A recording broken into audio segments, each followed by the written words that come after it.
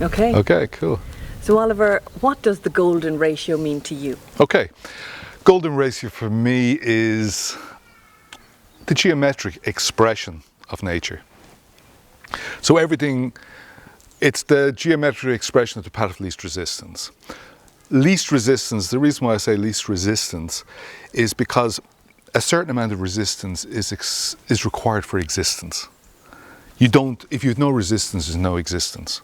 So basically the least amount of resistance is just beautiful. That's what this life's about. When we resist that least amount of resistance, then we're going away from the golden ratio. We're going away from the path of least resistance. And that's when we start to suffer. Is that humanity though? Is that us? Is that what makes us different from the animal kingdom? That we don't seem to go along the path of least resistance? Yeah, from my point of view, humanity is the pure and perfect expression of fear. The pure and perfect expression of the least resistance. Now, I use fear from a point of view of it's not bad. It's the life. It's what makes us feel alive, what keeps us moving. Because every one of us is terrified to stop. Haven't you noticed that? We're terrified to stop, just stop. Like even to meditate. We're meditating. Mm-hmm. We aren't stopping, we're meditating. That's the closest we get to stop.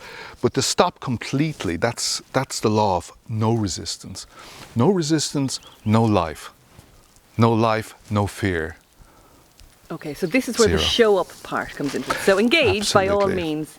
But how do you banish fear? You don't. You realize that you are fear, that you need it. It keeps you moving. But let's replace the word fear with life. Fear, life, resistance, the least resistance. It's required. It's the electricity of life. It's the duality. It's the up and down, the black and white. It's required to keep things turning. Beyond that, without that, there is nothing. And some of the mystics would refer to that as love. So love is the absence of fear. Love is nothing, and love is everything. But there's no movement in love. Love is stillness. Mm-hmm. Whereas we don't live in stillness. We live in resistance. We're always resisting something. And when you look around here, we have this beautiful country, idyllic picture of nature in motion. Yeah. Do you think humans change when they tap into nature a little bit more? Absolutely, absolutely. The golden ratio is, as I said, a geometric expression of nature. Anything that follows the golden ratio in art or design, as this beautiful building here, it's pleasing to the eye. It's aesthetically beautiful. Have you noticed that all classical buildings like the Parthenon, or anything that follows the golden ratio, which a lot of the classical buildings follow the golden ratio per se, they never grow tiring to look at. They always have that exquisite quality about them, that aesthetic beauty. So golden ratio could be described as a pure expression of beauty. When we move away from that, it becomes less beautiful. So nature, when we look at nature, it's a pure expression of the golden ratio. Where does the whole 369 thing come into the golden ratio, and does that need to be applied? Like, do we need to get mathematical on this? No, okay. Mm-hmm. I'll leave that up to Michael. Mm-hmm. Michael's the mathematician. For me, I just think we need to observe and just notice what's happening in our life. Like, notice I'm scared. Mm-hmm. Notice I'm jealous at this moment in time. Notice I want to drink. Notice I'm attracted to that person. Notice it. Actually notice it is different from acting on it. What we do in humanity is we act on the impulse before we observe it. We just act. Mm-hmm. So in other words, oh yeah, I love that woman. But that woman or that man could be just a memory of something connected about 20 years ago that was connected to a time when you were in a position that you were accessing the golden ratio.